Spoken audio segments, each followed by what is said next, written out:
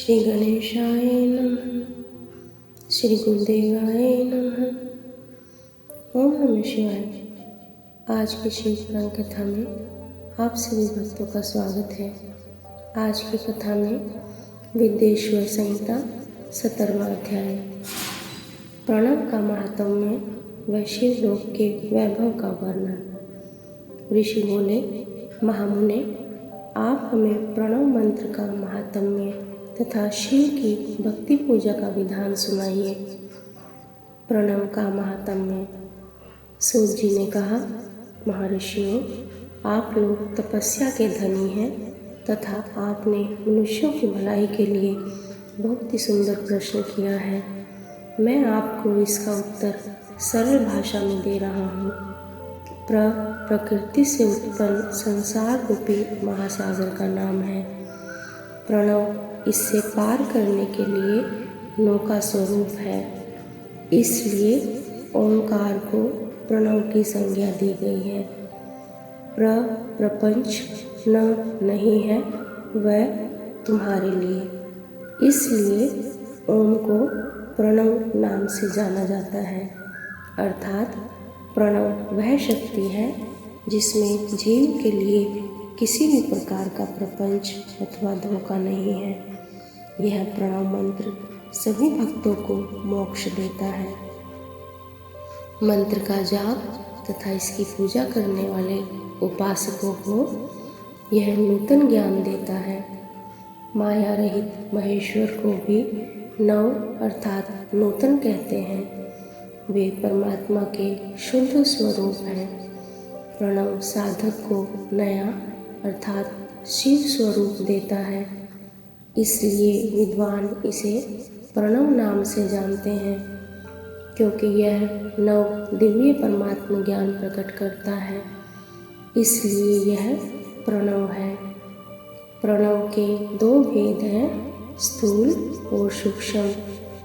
ओम सूक्ष्म प्रणव व नमः शिवाय यह पंचाक्षर मंत्र स्थूल प्रणव है। जीवन मुक्त पुरुष के लिए सूक्ष्म प्रणव के जाप का विधान है, क्योंकि यह सभी साधनों का सार है।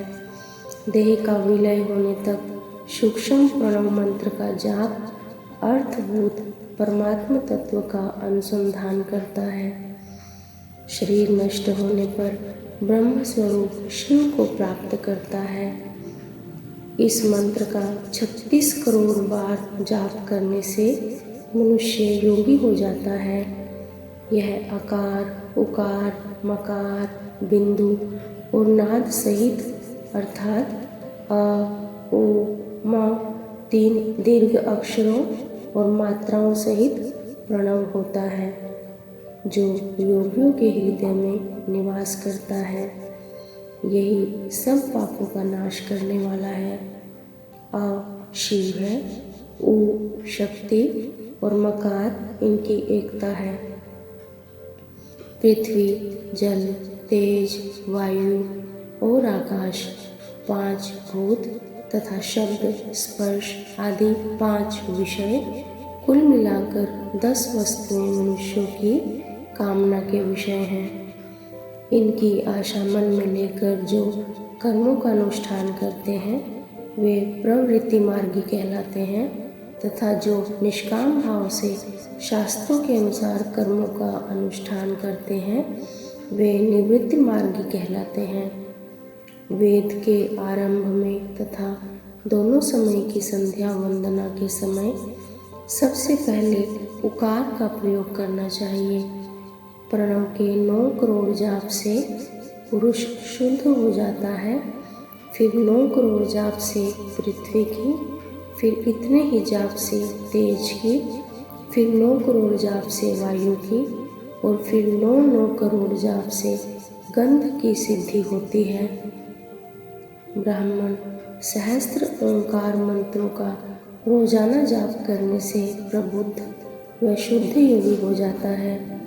फिर जितेंद्रिय होकर 5 करोड़ का जाप करता है तथा शिवलोक को प्राप्त करता है। क्रिया, तप और जाप के योग से शिव योगी 3 प्रकार के होते हैं। धन और वैभव से पूजा सामग्री एकत्र कर अंगों से नमस्कार आदि करते हुए इष्ट देव की प्राप्ति के लिए जो पूजा में लगा रहता है वह क्रिया योगी कहलाता है। पूजा में संलग्न रहकर जो परिमित भोजन करता है एवं बाह्य इंद्रियों को जीतकर वश में करता है उसे तपोयोगी कहते हैं। सभी सद्गुणों से युक्त होकर सदा शुद्ध भाव से समस्त कार्य कर शांत हृदय से निरंतर जो जाप करता है वह जप योगी कहलाता है। जो मनुष्य 16 उपचारों से शिव योगी महात्माओं की पूजा करता है वह शुद्ध होकर मुक्ति को प्राप्त करता है। जप योग का वर्णन। ऋषियों, अब मैं तुमसे जप योग का वर्णन करता हूँ। सर्वप्रथम मनुष्य को अपने मन को शुद्ध कर पंचाक्षर मंत्र नमः शिवाय का जाप करना चाहिए। यह मंत्र संपूर्ण सिद्धियां प्रदान करता है। इस मंत्र के आरंभ में ओंकार का जाप करना चाहिए। गुरु के मुख से पंचाक्षर मंत्र का उपदेश पाकर कृष्ण पक्ष प्रतिपदा से लेकर चतुर्दशी तक साधक रोज एक बार परिमित भोजन करे, मौन रहे, इंद्रियों को वश में रखे, माता पिता की सेवा करे, नियम से 1 सहस्त्र पंचाक्षर मंत्र का जाप करे, तभी उसका जप योग शुद्ध होता है। भगवान शिव का निरंतर चिंतन करते हुए पंचाक्षर मंत्र का 5 लाख जाप करें। जप काल में शिव जी के कल्याणमय स्वरूप का ध्यान करें। ऐसा ध्यान करें कि भगवान शिव कमल के आसन पर विराजमान है। उनका मस्तक गंगा जी और चंद्रमा की कला से सुशोभित है। उनकी बाईं ओर भगवती उमा विराजमान है। अनेक शिवगण वहां खड़े होकर उनकी अनुपम छवि को निहार रहे हैं। मन में सदाशिव का बारंबार स्मरण करते हुए सूर्यमंडल से पहले उनकी मानसिक पूजा करें। पूर्व की ओर मुख करके पंचाक्षर मंत्र का जाप करें। उन दिनों साधक शुद्ध कर्म करे तथा अशुद्ध कर्मों से बचा रहे। जाप की समाप्ति के दिन कृष्ण पक्ष की चतुर्दशी को शुद्ध होकर शुद्ध हृदय से 12 सहस्त्र जाप करें। तत्पश्चात ईशान, तत्पुरुष, अघोर, वामदेव तथा सद्योजात के प्रतीक स्वरूप 5 शिव भक्त ब्राह्मणों का वर्ण कर शिव का पूजन विधि पूर्वक कर होम प्रारंभ करें। विधि विधान से भूमि को शुद्ध कर वेदी पर अग्नि प्रज्वलित करें। गाय के घी से 1100 अथवा 1000 आहुतियाँ स्वयं दें या 108 आहुतियाँ ब्राह्मण से दिलाएं। दक्षिणा के रूप में 1 गाय अथवा बैल देना चाहिए। प्रतीक स्वरूप 5 ब्राह्मणों के चरणों को धोएं तथा उस जल से मस्तक को सींचें। ऐसा करने से अनगणित तीर्थों में तत्काल स्नान का फल प्राप्त होता है। इसके उपरांत ब्राह्मणों को भरपूर भोजन कराकर देवेश्वर शिव से प्रार्थना करें। फिर 5 लाख जप करने से समस्त पापों का नाश हो जाता है। पुनः 5 लाख जाप करने से भूतल से सत्यलोक तक 14 भुवनों पर अधिकार प्राप्त हो जाता है। कर्म माया और ज्ञान माया का तात्पर्य। माँ का अर्थ है लक्ष्मी। उससे कर्म भोग प्राप्त होता है, इसलिए यह माया अथवा कर्म माया कहलाती है। इसी से ज्ञान भोग की प्राप्ति होती है, इसलिए उसे माया या ज्ञान माया भी कहा गया है। उपयुक्त सीमा से नीचे नश्वर भोग है और ऊपर नित्य भोग। नश्वर भोग में जीव सकाम कर्मों का अनुसरण करता हुआ विभिन्न योनियों व लोकों के चक्कर काटता है। बिंदु पूजा में तत्पर रहने वाले उपासक नीचों के लोकों में घूमते हैं। निष्काम भाव से शिवलिंग की पूजा करने वाले ऊपर के लोक में जाते हैं। नीचे कर्मलोक है और यहाँ सांसारिक जीव रहते हैं। ऊपर ज्ञान लोक है जिसमें मुक्त पुरुष रहते हैं और आध्यात्मिक उपासना करते हैं। शिवलोक के वैभव का वर्णन। जो मनुष्य सत्य अहिंसा से भगवान शिव की पूजा में तत्पर रहते हैं, काल चक्र को पार कर जाते हैं। काल चक्रेश्वर की सीमा तक महेश्वर लोक है। उससे ऊपर विषव के आकार में धर्म की स्थिति है। उसके सत्य, शौच, अहिंसा और दया 4 पाद हैं। वह साक्षात शिवलोक के द्वार पर खड़ा है। क्षमा उसके सींग है, शम कान है। वह वेद ध्वनि रूपी शब्द से विभूषित है। भक्ति उसके नेत्र व विश्वास और बुद्धि मन है। क्रिया आदि धर्म रूपी वृषभ है जिस पर शिव आरूढ़ होते हैं। ब्रह्मा, विष्णु और महेश की आयु को दिन कहते हैं। कारण स्वरूप ब्रह्म के सत्य लोक पर्यंत 14 लोक स्थित हैं जो 5 भौतिक गंध से परे हैं। उनसे ऊपर कारण रूप विष्णु के 14 लोक हैं तथा इससे ऊपर कारण रूपी रुद्र के 28 लोकों की स्थिति है। फिर कारनेश शिव के 56 लोक विद्यमान हैं। सबसे ऊपर 5 आवरणों से युक्त ज्ञानमय कैलाश है जहाँ 5 मंडलों, 5 ब्रह्मकालों और आदि शक्ति से संयुक्त आदि लिंग है जिसे शिवालय कहा जाता है। वहीं पराशक्ति से युक्त परमेश्वर शिव निवास करते हैं। वे सृष्टि, पालन, संहार, तिरोभाव और अनुग्रह आदि कार्यों में कुशल हैं। नित्य कर्मों द्वारा देवताओं का पूजन करने से शिव तत्व का साक्षात्कार होता है। जिन पर शिव की कृपा दृष्टि पड़ चुकी है वे सब मुक्त हो जाते हैं। अपनी आत्मा में आनंद का अनुभव करना ही मुक्ति का साधन है। जो पुरुष क्रिया, तप, जाप, ज्ञान और ध्यान रूपी धर्मों से शिव का साक्षात्कार करके मोक्ष को प्राप्त कर लेता है, उसके अज्ञान को भगवान शिव दूर कर देते हैं। शिव भक्ति का सत्कार। साधक 5 लाख जाप करने के पश्चात भगवान शिव की प्रसन्नता के लिए महाअभिषेक एवं नैवेद्य से शिव भक्तों का पूजन करें।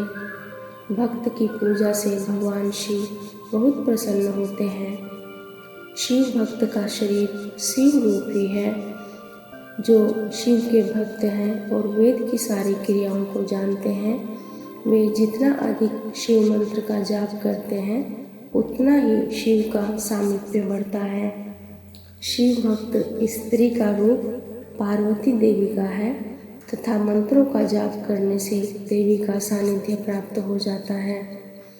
साधक स्वयं शिव स्वरूप होकर पराशक्ति अर्थात पार्वती का पूजन शक्ति, बेर तथा लिंग का चित्र बनाकर अथवा मिट्टी से इनकी आकृति का निर्माण करके प्राण प्रतिष्ठा करके इसका पूजन करें। शिवलिंग को शिव मानकर अपने को शक्ति रूप समझकर शक्तिलिंग को देवी मानकर पूजन करें। शिव भक्त शिव मंत्र रूप होने के कारण शिव के स्वरूप हैं। जो 16 उपचारों से उनकी पूजा करता है उसे अभीष्ट फलों की प्राप्ति होती है। उपासना के उपरांत शिव भक्त की सेवा से विद्वानों पर शिवजी प्रसन्न होते हैं। 5, 10 या 100 पत्नी शिव भक्तों को बुलाकर आदर पूर्वक भोजन कराएं। शिव भावना देखते हुए निष्कपट पूजा करने से भूतल पर फिर जन्म नहीं होता। 18वां अध्याय बंधन और मोक्ष का विवेचन। शिव के भस्म धारण का रहस्य। शिव बोले, सर्वज्ञों में श्रेष्ठ सच्ची बंधन और मोक्ष क्या है? कृपया हम पर कृपा कर हमें बताएं। सूत जी ने कहा, महर्षियों, मैं बंधन और मोक्ष के स्वरूप व उपाय का वर्णन तुम्हारे लिए कर रहा हूँ। पृथ्वी के 8 बंधनों के कारण ही आत्मा की जीव संज्ञा है, अर्थात बंधनों में बंधा हुआ जीव बद्ध कहलाता है और उन बंधनों से छूटा हुआ है वह मुक्त कहते हैं। प्रकृति, बुद्धि, त्रिगुणात्मक अहंकार और 5 तन्मात्राएं आदि 8 तत्वों के समूह से देह की उत्पत्ति हुई है। देह से कर्म होता है, फिर कर्म से नूतन देह की उत्पत्ति होती है। शरीर को सूक्ष्म, स्थूल और कारण के भेद से जानना चाहिए। स्थूल शरीर व्यापार कराने वाला, सूक्ष्म शरीर इंद्रिय भोग प्रदान करने वाला तथा शरीर को आत्मानंद की अनुभूति कराने वाला होता है। कर्मों के द्वारा ही जीव पाप और पुण्य भोगता है, इन्हीं से सुख दुख की प्राप्ति होती है। अतः कर्म पाश में बंध कर जीव शुभ अशुभ कर्मों द्वारा चक्र की भांति घुमाया जाता है। इससे छुटकारा पाने के लिए महाचक्र के कर्ता भगवान शिव की स्तुति और आराधना करनी चाहिए। शिव ही सर्वज्ञ, परिपूर्ण और अनंत शक्तियों को धारण किए हैं।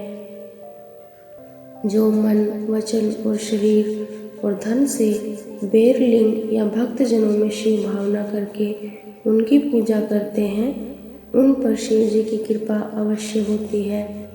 शिवलिंग में शिव की प्रतिमा ने शिव भक्तजनों में शिव की भावना करके उनकी प्रसन्नता के लिए पूजा करनी चाहिए। पूजन शरीर, मन, वाणी और धन से कर सकते हैं। भगवान शिव पूजा करने वाले पर विशेष कृपा करते हैं और अपने लोक में निवास का सौभाग्य प्रदान करते हैं। जब तन्मात्राएं वश में हो जाती हैं, तब जीव जगदम्बा सहित शिव का सामीप्य प्राप्त कर लेता है। भगवान शिव का प्रसाद प्राप्त होने पर बुद्धि वश में हो जाती है। सर्वज्ञता और तृप्ति शिव के ऐश्वर्य हैं। इन्हें पाकर मनुष्यों की मुक्ति हो जाती है। इसलिए शिव का कृपा प्रसाद प्राप्त करने के लिए उन्हीं का पूजन करना चाहिए। शिव क्रिया, शिव तप, शिव मंत्र जाप, शिव ज्ञान और शिव ध्यान प्रतिदिन प्रातः से रात को सोते समय तक जन्म से मृत्यु तक करना चाहिए एवं मंत्रों और विभिन्न पुष्पों से शिव की पूजा करनी चाहिए। ऐसा करने से भगवान शिव का लोक प्राप्त होता है। ऋषि बोले, उत्तम व्रत का पालन करने वाले सूत जी, शिवलिंग की पूजा कैसे करनी चाहिए, कृपया हमें बताइए। सूत जी ने कहा, ब्राह्मणों, सभी कामनाओं को पूर्ण करने वाले लिंग के स्वरूप का मैं तुमसे वर्णन कर रहा हूँ। सूक्ष्म लिंग निष्कल होता है और स्थूल लिंग सकल। पंचाक्षर मंत्र को स्थूल लिंग कहते हैं। दोनों ही लिंग साक्षात मोक्ष देने वाले हैं। प्रकृति एवं पुरुष लिंग के रूपों के बारे में एकमात्र भगवान शिव ही जानते हैं और कोई नहीं जानता। पृथ्वी पर 5 लिंग हैं, जिनका विवरण मैं तुम्हें सुनाता हूँ। पहला स्वयंभू शिवलिंग, दूसरा बिंदु लिंग, तीसरा प्रतिष्ठित लिंग, चौथा चर लिंग, 5वां गुरुलिंग है। देवऋषियों की तपस्या से संतुष्ट हो उनके स्वरूप प्रकट होने के लिए पृथ्वी के अंतर्गत बीज रूप में व्याप्त हुए भगवान शिव वृक्षों के अंकुर की भांति भूमि को भेद कर नाद लिंग के रूप में व्यक्त हो जाते हैं। स्वतः प्रकट होने के कारण ही इनका नाम स्वयंभू लिंग है। इसकी आराधना करने से ज्ञान की वृद्धि होती है।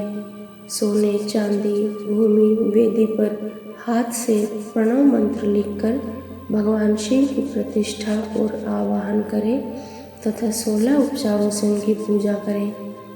ऐसा करने से साधक को ऐश्वर्य की प्राप्ति होती है। देवताओं और ऋषियों ने आत्मसिद्धि के लिए पुरुष लिंग की स्थापना मंत्रों के उच्चारण द्वारा की है। यही प्रतिष्ठित लिंग कहलाता है। किसी ब्राह्मण अथवा राजा द्वारा मंत्र पूर्वक स्थापित किया गया लिंग भी प्रतिष्ठित लिंग कहलाता है, किंतु यह प्राकृत लिंग है। शक्तिशाली और नित्य होने वाला पुरुष लिंग तथा दुर्बल और अनित्य होने वाला प्राकृतिक लिंग कहलाता है। लिंग नाभि, जीव, हृदय और मस्तक में विराजमान आध्यात्मिक लिंग को चर लिंग कहते हैं। पर्वत को पुरुष लिंग और भूतल को विद्वान प्राकृत लिंग मानते हैं। पुरुष लिंग समस्त ऐश्वर्य को प्रदान करने वाला है। प्राकृत लिंग धन प्रदान करने वाला है। चर लिंग में सबसे प्रथम रस लिंग ब्राह्मणों को अभीष्ट वस्तु प्रदान करने वाला है। स्वर्ण लिंग वैश्यों को धन, बाण लिंग क्षत्रियों को राज्य, सुंदर लिंग शूद्रों को महाशुद्धि प्रदान करने वाला है। बचपन, जवानी और बुढ़ापे में स्फटिक कमय शिवलिंग पूजन स्त्रियों को समस्त भोग प्रदान करने वाला है। समस्त पूजा कर्म गुरु के सहयोग से करें। इष्ट देव का अभिषेक करने के पश्चात अघनी के चावल की खीर तथा नैवेद्य अर्पण करें। निवृत्त मनुष्य को सूक्ष्म लिंग का पूजन विभूति के द्वारा करना चाहिए। विभूति लोकाग्नि जनित, वेदाग्नि जनित और शिवाग्नि जनित 3 प्रकार की होती है। लोकाग्नि जनित अर्थात लौकिक भस्म को शुद्धि के लिए रखें। मिट्टी, लकड़ी और लोहे के पात्रों की, धान्य, तिल, वस्त्र आदि की भस्म से शुद्धि होती है। वेदों से जनित भस्म को वैदिक कर्मों के अंत में धारण करना चाहिए। मूर्तिधारी शिव का मंत्र पढ़कर बेल की लकड़ी जलाएं। कपिला गाय के गोबर तथा शमी, पीपल, पलाश, बड़, अमलताश और बेर की लकड़ियों से अग्नि जलाएं। इसे शुद्ध भस्म माना जाता है। भगवान शिव ने अपने गले में विराजमान प्रपंच को जलाकर भस्म रूप से सार तत्व को ग्रहण किया है। उनके सारे अंग विभिन्न वस्तुओं के सार रूप हैं। भगवान शिव ने अपने माथे के तिलक में ब्रह्मा, विष्णु और रुद्र के सार तत्व को ग्रहण किया है। सजल भस्म को धारण करके शिवजी की पूजा करने से सारा फल मिलता है। शिव मंत्र से भस्म धारण कर श्रेष्ठ आचरण होता है और शिव की पूजा अर्चना करने वाले को अपवित्रता और सूतक नहीं लगता। गुरु शिष्य के राजस, तामस और तमोगुण का नाश कर शिव का बोध कराता है। ऐसे गुरु के हाथ से भस्म धारण करनी चाहिए। जन्म और मरण सब भगवान शिव ने ही बनाए हैं। जो इनकी सेवा में ही अर्पित कर देता है वह बंधनों से मुक्त हो जाता है। स्थूल, सूक्ष्म और कारण को वश में कर लेने से मोक्ष प्राप्त होता है। जो शिव की पूजा में तत्पर हो, मौन रहे, सत्य तथा गुणों से युक्त हो, क्रिया, जाप, तप करता रहे, उसे दिव्य ऐश्वर्य की प्राप्ति होती है तथा ज्ञान का उदय होता है। शिव भक्त यथा योग्य क्रिया एवं अनुष्ठान करें तथा धन का उपयोग कर शिव स्थान में निवास करें। भगवान शिव के महात्म्य का सभी के सामने प्रचार करें।